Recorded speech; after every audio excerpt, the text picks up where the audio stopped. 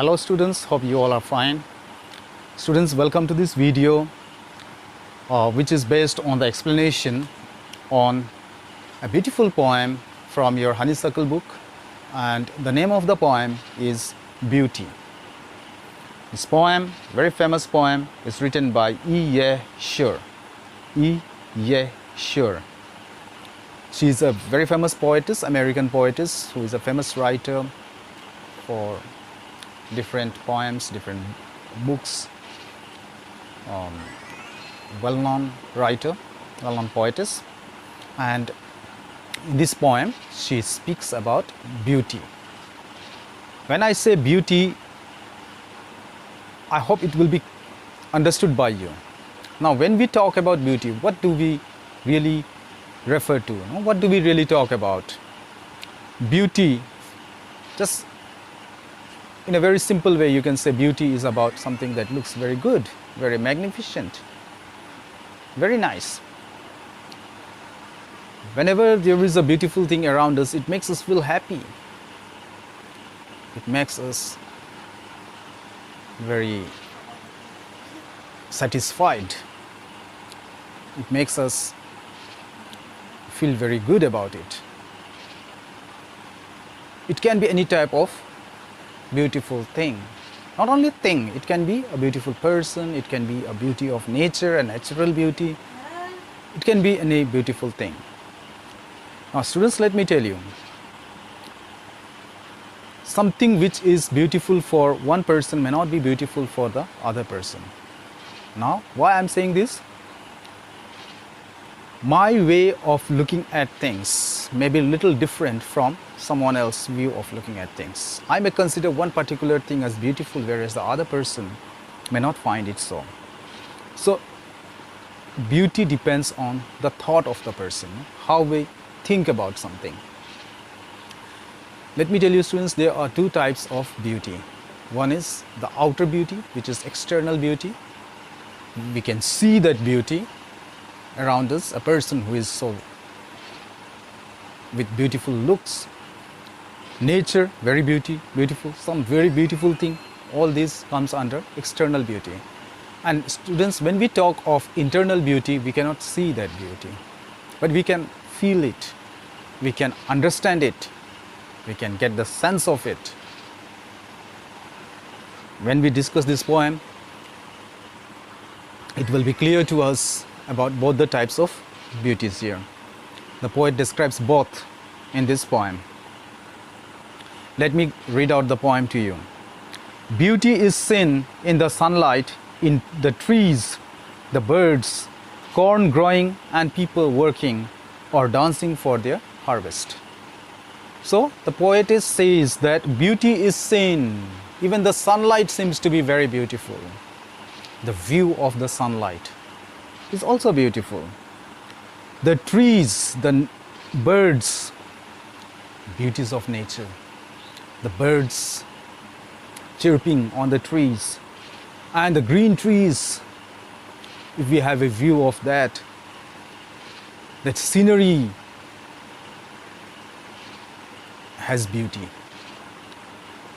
Apart from that, corn growing and people working, the green fields where the farmers cultivate different crops, the corn, how beautiful it looks. Example, the paddy field.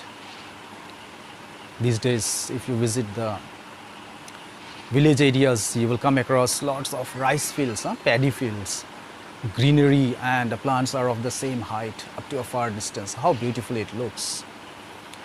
And there is also a beauty when the farmers harvest their crops.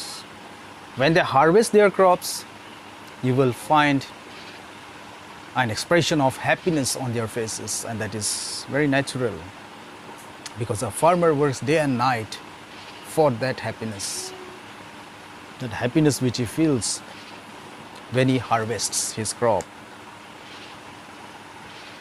That is one description of beauty in the first stanza. In the second stanza, let us see what the poetess has to say. Beauty is heard in the night, wind sighing, rain falling, or a singer chanting, anything in earnest. Then the poetess says that at night also we can hear beauty. It can be heard. How? The sound, soft sound made by the wind when it blows. The sound created by the rain when it falls. Or the melodious sound, melodious voice of a singer when a singer is singing something. Anything in earnest, anything that is done in a very serious way from the heart, when someone does something, there is beauty in it. A beautiful piece of art, when someone makes an art, a beautiful art, there is beauty. Someone sings a melodious song, there is beauty in the song that can be seen, that can be heard. And very beautiful things like when the wind blows, it makes a very soft sound. When the rain falls on your roof, it makes a sound. There is beauty in that also.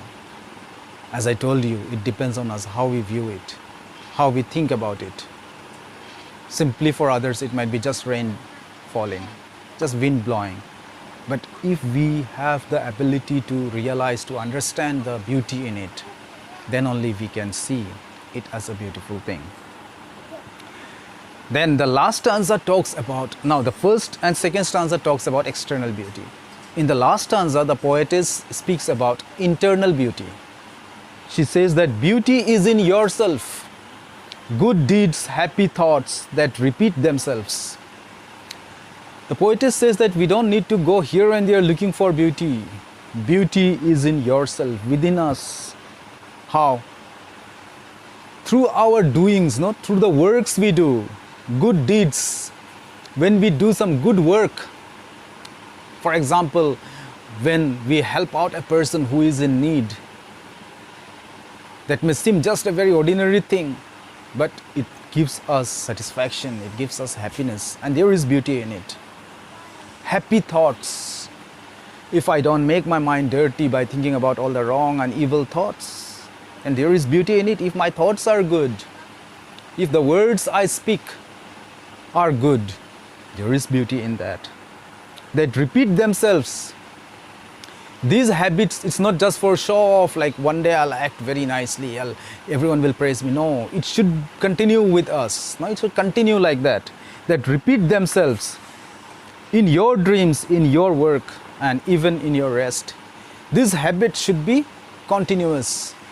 Whenever you sleep in the dream, you should have dreams regarding that, beautiful things, beautiful qualities which you have. It should reflect in your work. When you do some work, that beauty should reflect in your work. And even when you are at rest, there should be beauty in it. So students, through this poem, the poetess has very beautifully described about beauty. And now I hope it's very clear. External beauty is not the only beauty. Inner beauty is also very important. Internal beauty or the inner beauty is also very important. For example, a person, by looks, that person may not be very attractive, very beautiful, but he or she may be a very nice person. He or she may have inner beauty. And very famous, great people, through their physical appearance, they don't look so beautiful, but they became great men because of their inner beauty, inner beautiful qualities. A number of people are there, examples are there. For example, I should give you an example of our late former president, Mr. APJ Abdul Kalam. Have you seen his picture at least? By his looks, he's not at all attractive, but as a person, you see, he had great qualities. He reached the topmost position of the country, became the president, he was a scientist. Just see how beautiful he is. He is still in the minds of the people. People still respect him. So, beauty depends on how we look at things. With this, I'll conclude today's explanation here. I want you to watch the full video so that the explanation gets clear. And if there is any doubt, you can ask me through the comments. Thank you so much for watching this video.